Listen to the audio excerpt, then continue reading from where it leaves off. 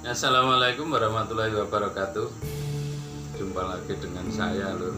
Saya ingin meneruskan penggalian informasi sejarah supaya kita semua tidak mengetahui sepotong-sepotong ya, Lur ya.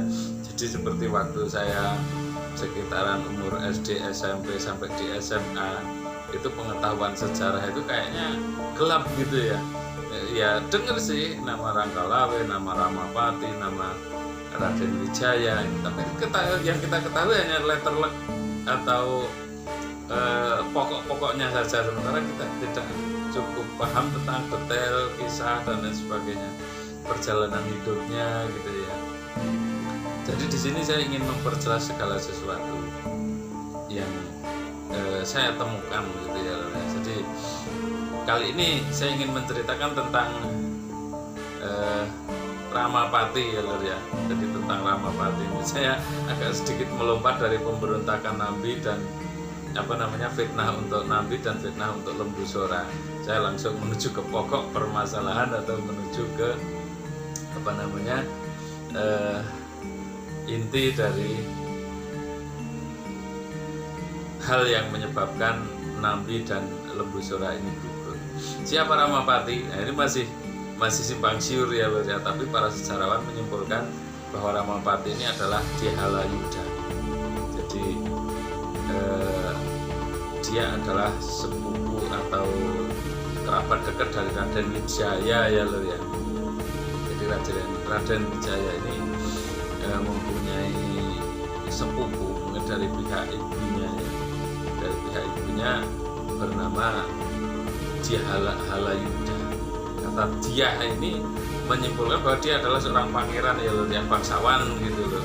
Sementara orang-orang biasa atau dari kalangan rakyat biasa atau prajurit itu biasanya ketika mencapai usia tertentu dia hanya bergelar empu gitu ya. Ya empu ini tinggi.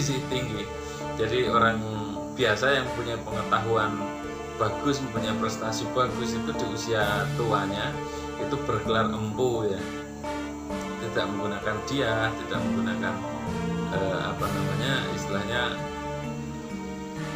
pangeran atau raden gitu ya. Nah, teman-teman semua, di sini ini saya ingin memperjelas Ramapati kenapa dia sampai menfitnah hampir semua orang dekat dari Raden Wijaya ini ya.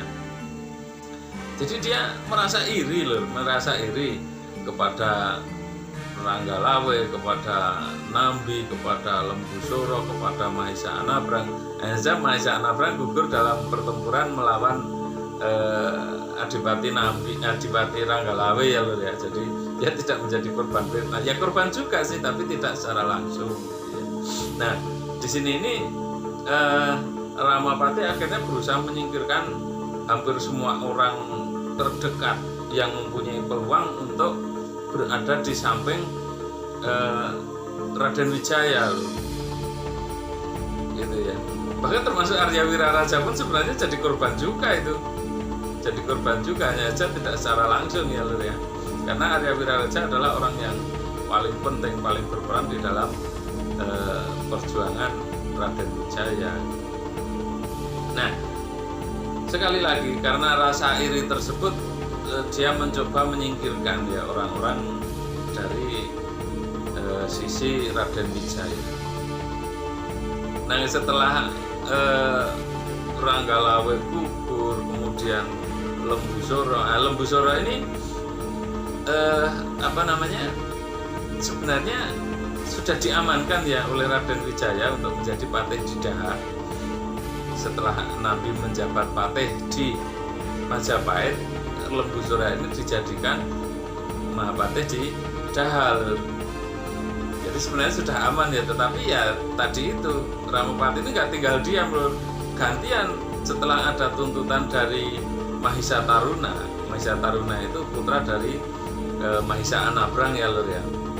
Itu menuntut kepada Raden Wijaya atas kematian orang tuanya, maka Lembu Sora ini dibuang ke Dahal. Ya dibuang gitu gampangnya, disingkirkan untuk diamankan. Karena Lembu Sora ini orang terdekat, orang paling setia ya di hadapan Raden Wijaya.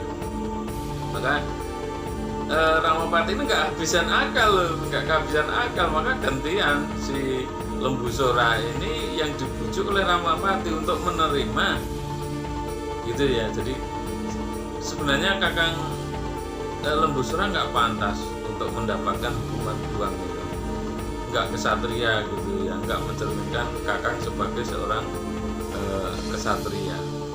Sebaiknya Kakang meminta hukuman yang lebih pantas kepada Raden Wijaya.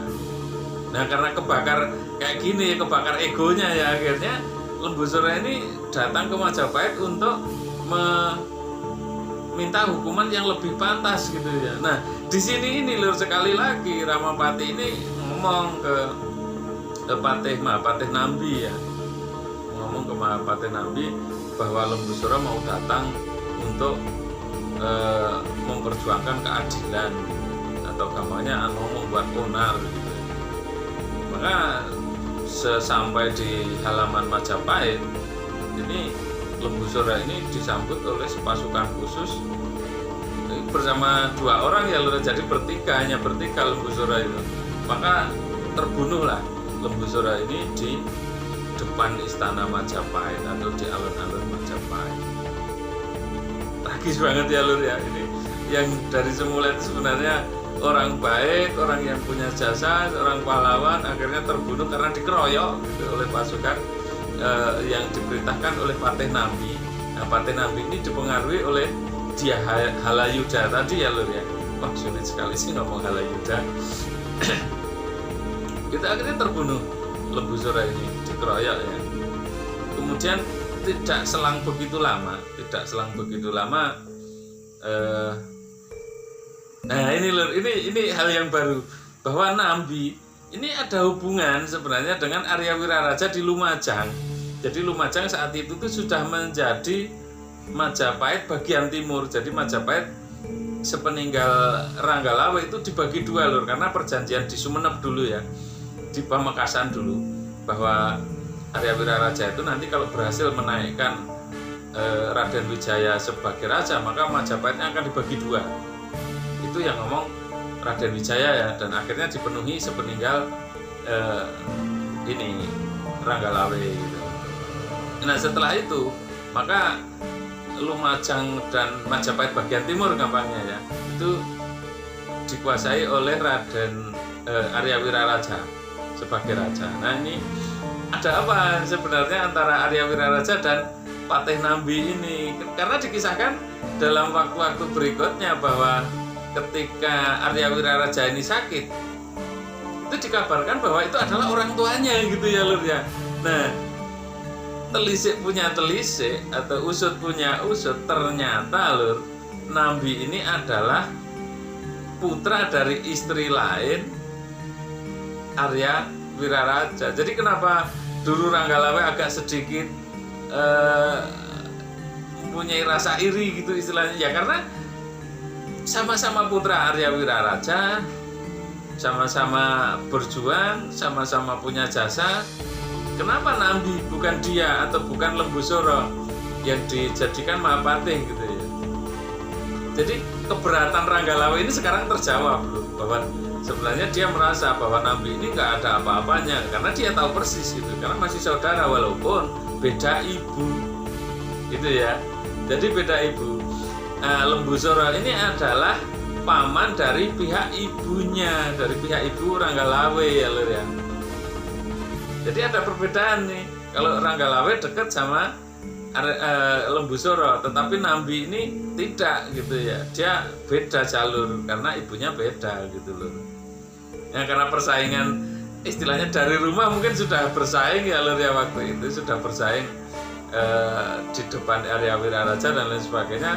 Kemudian berangkat ke Majapahitnya, akhirnya mereka juga harus bersaing lagi. Dan yang terakhir ketika sudah berhasil, ternyata jasanya yang ini menurut perasaan Ranggalawe loh ya, itu jasanya yang lebih dihargai itu adalah jasa Nambi. Padahal sebenarnya nggak gitu sih, nggak gitu. Raden Wijaya itu memang pemikirannya sudah sangat bagus ya. Jadi begini, Ranggalawe itu waktu itu dijadikan kalau penghargaan sebagai adipati ya, ya. Kemudian dijadikan sebagai gampangnya kayak menteri luar negeri ya. Menteri luar negeri itu sekaligus panglima perang untuk urusan perang keluar gitu. Nah, sebenarnya sudah pas, dan menurut Arya Wiraraja pun sudah pas gitu ya. Nambi itu karena dia adalah ahli ekonomi dan ahli administrasi, mengatur masyarakat, mendekati masyarakat, kata-katanya juga jauh lebih bisa mengena dan lebih bisa diterima masyarakat, maka Raden Wijaya ini memilihnya sebagai Mahapatih untuk mengurusi masyarakat gitu loh. Dan Ranggalawe ini karena ahli perang dan ahli siasat perang, maka dia dijadikan menteri luar negeri sekaligus panglima perang. Ya, jadi Maisa Anabrang ini jadi panglima perang setelah Ranggalawe mundur loh. Istilahnya Ranggalawe pulang ke Lumajang atau ke Madura itu ya. Itu baru Maisa Anabrang dinaikkan menjadi panglima perang loh. Padahal sebelumnya jabatan itu diberikan kepada Ranggalawe loh. Sebenarnya sudah bagus ya ini ya, tetapi ya sekali lagi karena persaingan dari rumah tadi ke bawah-bawah dalam konteks pengabdian kepada negara Majapahit ini, maka Ranggalawe akhirnya tidak bisa terima. Ya walaupun sebenarnya setelah diberi penjelasan oleh Arya Wiraraja sebenarnya bisa menerima sih, tapi permainan Ranggalawe tadi loh, bahwa sepeninggal Arya Wiraraja menasihati Ranggalawe ini, Ramapati mengirim putusan dengan sebuah surat yang mengatakan bahwa sepeninggalmu dari keraton tadi, Nambi mempengaruhi Raden Wijaya supaya menjatuhi hukuman kepada kamu atas dasar pasal asta dusta. Karena di pertemuan sebelumnya itu memang terjadi pertikaian ya, istilahnya perdebatan gitu. Ranggalawe otomatis menjelaskan bagaimana sepak terjang Nambi gitu ya.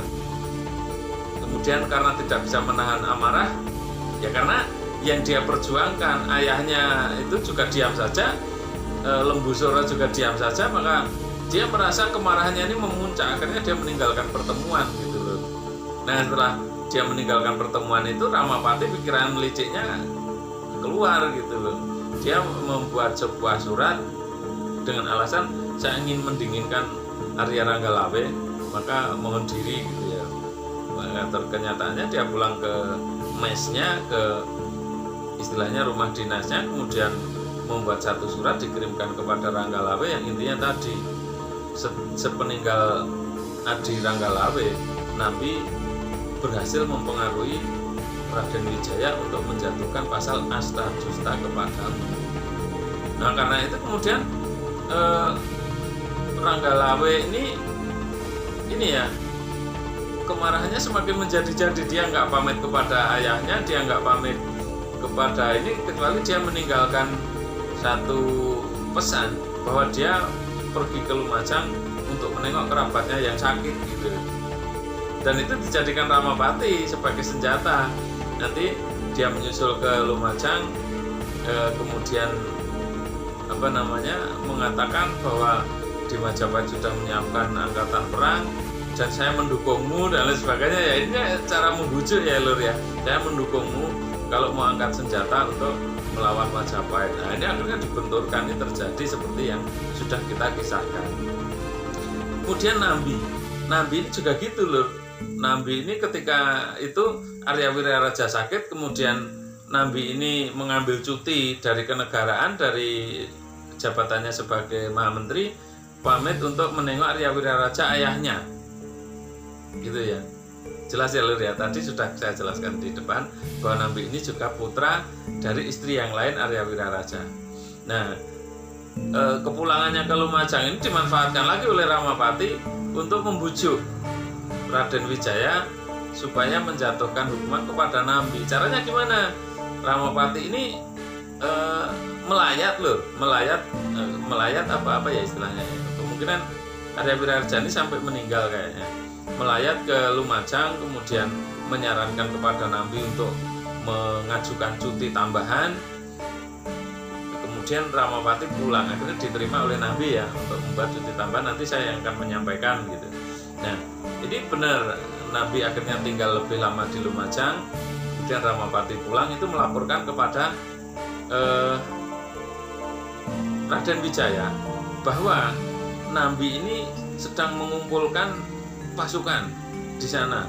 Kenapa? Karena tidak terima Lembusura meninggal, Ranggalawe meninggal, dan Arya Wiraraja meninggal karena memikirkan kerabat-kerabatnya yang meninggal gitu. Nah, ini ya diadu domba gitu. Kemudian di sini terjadi satu hal ya. Akhirnya nanti Nabi ini dituduh sebagai pemberontak dan dikirim sepasukan besar untuk membasmi pemberontakan Nabi ini. Ya, orang-orang sudah habis ya Lur ya. Orang-orang penting itu sudah habis. Orang-orang yang berjasa, pahlawan-pahlawan itu sudah habis di sekitar Raden Wijaya. Kemudian kelanjutannya bagaimana dengan Ramapati ini, tunggu yang berikut ini. Kita lanjutkan kisah kita lagi Lur. Ya, tidak sabar untuk menyelesaikan cerita ini. Saya tidak akan memperpanjang kisah tentang Ramapati ini karena apa? Saya juga benci untuk menceritakannya gitu loh, sakit rasanya. Jadi gini Lur, ada jeda waktu sedikit sebelum pengangkatan putra dari Raden Wijaya ini menjadi raja, yaitu pada saat semua orang terdekat Raden Wijaya ini sudah meninggal ya. Orang yang paling berjasa di sekitar Raden Wijaya ini meninggal dalam konteks korban fitnah. Itu Ramapati akhirnya menjadi satu-satunya orang yang paling penting dan paling dekat ya. Kemudian dia memposisikan diri loh ya, bukan diangkat ya loh ya. Memposisikan diri, menggantikan peran seolah-olah dia adalah patih gitu ya. Jadi dia gampangnya sok kuasa gitu ya, sok kuasa seperti halnya seorang patih mengatur ini itu dan lain sebagainya, dan hal ini diketahui oleh Raden Wijaya gitu ya. Setelah berjalan cukup lama itu kemudian dipanggil oleh Raden Wijaya. Ramapati ini udah seneng Lur, udah seneng gitu ya, karena menurut anggapannya pasti saya akan diangkat menjadi Mahapatih di Majapahit ini gitu ya. Tapi apa yang terjadi kemudian Lur, tunggu yang berikut ini ya. Maka bisa dibayangkan Lur betapa gembiranya Ramapati ini ya. Ramapati atau Mahapati ini orang yang sama ya Lur ya. Yang disebutkan sebagai Ramapati ini artinya bapaknya kematian-kematian, dan Mahapati ini juga kematian-kematian besar. Maksudnya kematian-kematian orang besar atau penyebab kematian orang-orang besar gitu ya. Ini orang yang sama. Maka setelah dipanggil Raden Wijaya atau Sri Ranggah Rajasa Jayawardana, itu seneng, dia sudah seneng banget ini. Pasti saya yang akan dilantik menjadi Mahapatih di Majapahit gitu ya. Ternyata enggak. Di situ itu dia hanya diajak berkeluh kesah tentang kematian orang-orang dekatnya gitu ya. Jadi Raden Wijaya ini menangis sedih ceritanya itu mengenang orang-orang dekatnya yang dulu sangat berjasa, orang-orang yang sangat setia itu akhirnya harus terbunuh gitu ya. Sedikit banyak Raden Wijaya ini sudah mendengar ya, bisa membaca gitu, maka akhirnya belum bisa diterima oleh Ramapati ini yang ingin menjadi Mahapati. Maka di situ itu tidak selang begitu lama Raden Wijaya ini sudah agak gimana ya, nggak bersemangat lah untuk menjadi raja ini. Maka dia melantik putranya yang bernama Jayanegara Lur. Jayanegara ini adalah putra Raden Wijaya dengan darah petak dari Palembang dulu ya, Dharmasraya dulu ya, ingat ya. Itu maka atas ini ya, apa namanya, dendam yang berkobar-kobar di dalam diri Ramapati, kekecewaan yang sangat besar, ini akhirnya dia membujuk kepada Dharma Putra atau pengalasan ya.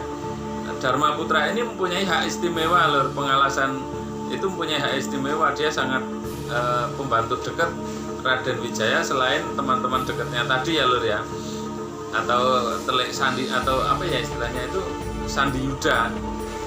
Itu dulu ada Rasemi, ada Rakuti, ada Rabanya, ada Ratanca dan lain sebagainya, cukup banyak.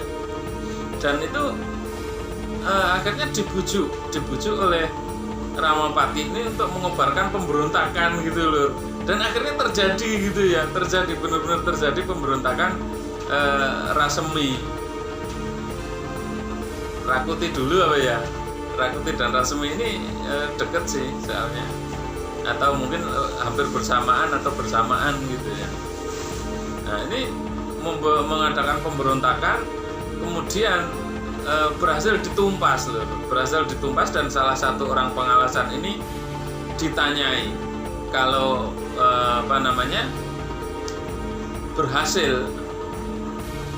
berhasil menemukan dalang dari semua kekacauan ini maka akan diampuni. Kemungkinan dia adalah Ratanca lur yang membuat pengakuan kepada raja ini bahwa dalang semuanya adalah begini-begini, kisahnya begini-begini. Akhirnya diceritakan bahwa itu dalangnya adalah Dihala Yuda atau Mahapati itu. Gitu ya. Jadi dulu Nabi difitnah begini dan begitu. Itu semua terbuka di situ loh. Ya namanya seorang tawanan ya lur ya. Seorang tawanan akhirnya ya ngaku daripada mati. Itu Ramapati akhirnya terbuka kedoknya, terbuka sandiwaranya, terbuka kelicikannya itu. Nah, akhirnya dikisahkan dalam kisah berikutnya Ramapati ini diundang lagi ya. Setahunnya akan dianugerahi gitu ya. Karena orang-orang yang memang sudah nggak ada kecuali tokoh-tokoh tua. Tokoh tua itu seperti Empu Tarewes, seperti Empu Arya Tilam dan Empu Arya Tadah gitu ya lur ya. Itu tiga tokoh-tokoh tua itu seusia dengan Arya Wiraraja dulu. Maka dia seneng lagi gitu ya, bangkit ini saya berhasil kali ini gitu kayaknya. Maka ternyata enggak, sampai di kerajaan, sampai di keraton gitu ya. Maka dia ditangkap untuk dibawa ke luar kota untuk dihukum. Dan hukumannya ini kejam lur, kejam karena memang dia juga sangat kejam. Fitnah ini dalam pasal Astadusta lebih kejam daripada pembunuhan. Maka apa hukumannya? Tunggu yang berikut ini. Nah ini loh, karena ketahuannya tadi itu dijatuhi hukuman yang sangat keras ya dalam pasal Astadusta itu. Dikisahkan dalam beberapa kisah, dalam beberapa kidung bahwa Dihala Yuda ini akhirnya dijatuhi hukuman cineleng-celeng gitu. Cineleng-celeng itu maksudnya apa? Dia dicincang-cincang sebagaimana celeng ketika tertangkap gitu loh. Hina, benar-benar hina gitu ya. Dijueng-jueng gitu istilahnya ya. Jadi benar-benar dihinakan itu. Makamnya saja tidak dimakamkan itu, bahkan mungkin hanya disebar, dikasih makan untuk hewan buas gitu ya. Itu hukuman yang sangat keras di sini loh, hukuman yang paling kejam gitu ya. Enggak hanya dipenggal tapi cineleng-celeng gitu. Nah, ini adalah kematian tragis dari Ramapati loh. Orang yang sok kuasa, orang yang mengorbankan semua orang yang menghalangi untuk tujuannya sendiri dan tetap tidak tercapai tujuannya ini loh. Dia hanya menganggap dirinya menjadi patih karena apa? Orang-orang yang memerankan itu sudah meninggal. Jadi dia sok kuasa di situ ya. Tidak diangkat tapi memerankan diri, mengambil peran sebagai seorang Mahapatih gitu. Nah, kemudian Ratanca ini akhirnya diampuni loh. Ratanca itu mempunyai keahlian sebagai seorang tabib ya lur ya, pengobatan gitu. Akhirnya dia diampuni karena kejujurannya sudah mengaku dan membongkar kedok dari Ramapati ini. Ya saya dulu bingung juga loh. Ratanca ini juga masih teman-teman dari Rakuti, Rasemi, Rabanya. Kok diampuni sendiri, kenapa ini? Setelah ini kita bisa mengetahui ya, dengan menghubungkan benang merah ini kita ketahui bahwa Ratanca itu punya jasa membongkar kedok dari kejahatan Ramapati. Nah, kemudian bagaimana, siapa seterusnya dan lain sebagainya, saya kasih bocoran aja ya lur ya. Pengganti selanjutnya tugas sebagai Mahapati ini diberikan kepada tokoh tua lur. Tokoh tua seusia Arya Wiraraja atau minimal adiknya sedikit ya, di bawah sedikit dari usia Arya Wiraraja, itu yang bernama Arya Tada. Itu ya, jadi patih ini diberikan kepada Arya Tada. Nah, nanti akan segera di sini nih lur, akan segera muncul tokoh lain lur. Siapa dia? Dia adalah Gajah Mada. Ini sebagai bocoran aja ya lur ya, bahwa Gajah Mada nanti akan segera muncul sebagai tokoh dan mengambil peran besar di dalam kebesaran Majapahit. Dan ini rajanya sudah berganti lur, rajanya sudah berganti menjadi Jayanegara. Jadi era setelah orang-orang dekatnya meninggal, ini Raden Wijaya sudah nggak semangat, maka tampuk kepemimpinan atau kekuasaan ini diberikan kepada putranya, yaitu Jayanegara tadi lur. Nah, Jayanegara sendiri punya kelemahan-kelemahan lur. Gimana kelemahannya itu apa? Yang menyebabkan dia tidak disukai oleh masyarakat dan tidak disukai oleh putra-putra atau putri-putri Raden Wijaya yang lain. Itu silahkan tunggu kisah kita yang berikut ya. Ini hanya untuk baca. Nanti di masa ini juga banyak pemberontakan loh. Di masa Jayanegara ini. Lega rasanya lur, saya sudah berhasil menyelesaikan kisah yang menurut saya menyakitkan ini ya. Akhirnya Ramapati ini sudah meninggal. Nanti kita juga akan kelas balik ke mana, ke Singasari, supaya kita tahu kenapa saya kayak Jayakatwang, kayak Ramapati, kayak tokoh-tokoh lain itu masih rusuh gitu ya. Pada era harusnya menata pembangunan ini kenapa masih rusuh? Nanti kita akan buka sampai ke kejadian Ken Arok merebut kekuasaan dari Kertajaya gitu ya. Kertajaya ini Raja Kediri lur. Ini untuk ya. Jadi dulu ceritanya Kauripan itu terbagi menjadi dua ya lur ya. Dengan Dahar dan Jenggala, karena rajanya dua gitu ya, dulu dibebankan kepada Patih Barada, Empu Barada untuk membagi wilayah itu. Nah ini kemudian nanti salah satu wilayah ini tidak berkembang, nah akhirnya nanti disatukan lagi. Setelah disatukan itu nanti penerusnya adalah Kertajaya. Nah, Kertajaya ini akhirnya nanti digulingkan oleh Ken Arok. Nah Ken Arok ini yang menurunkan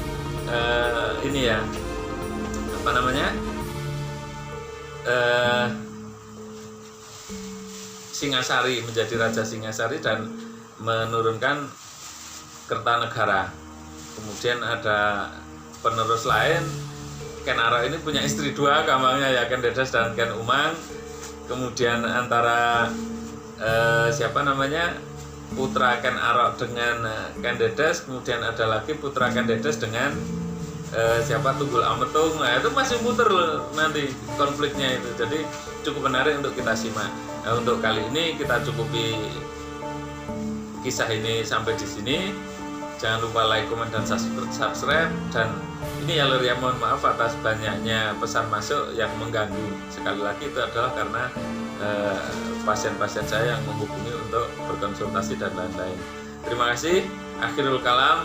Assalamualaikum warahmatullahi wabarakatuh.